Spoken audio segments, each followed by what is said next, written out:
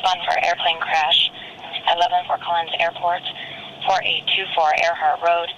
Report south of location. It's a rare situation. These are rare, thankfully, that these don't happen very frequently. But one that emergency responders have to prepare for. But we always have to train and test our capabilities to respond to such emergencies. A commercial jetliner has crashed at the old Cloverleaf dog track in Loveland. Anywhere Airlines, it's reported it's an MD-80 aircraft. We have information that there's 148 souls on board. We have multiple injuries.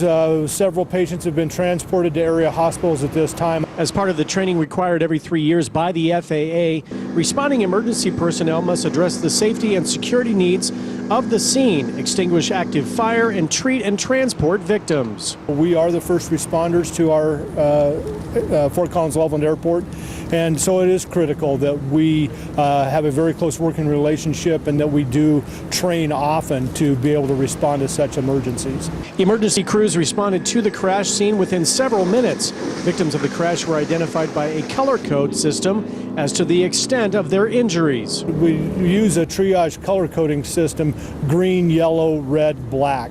Black being deceased, red being the most critical, still alive, but they are the most critical. Yellows are severe injuries, but not as life-threatening, and green are referred to typically as the walking wounded. Now, what these emergency first responders were training on today was communications. With so many different agencies involved in a scenario like this, it's critical that everybody is on the same page. When we have a serious, significant incident like this one, the mass casualty situation, it's absolutely imperative that we're able to get on the same talk group in order to function and set up a good command system and a good operational system underneath it. Feedback and specific evaluations of the exercise are compiled in an after-action report and improvement plan with recommendations for future training, equipment, and response procedures.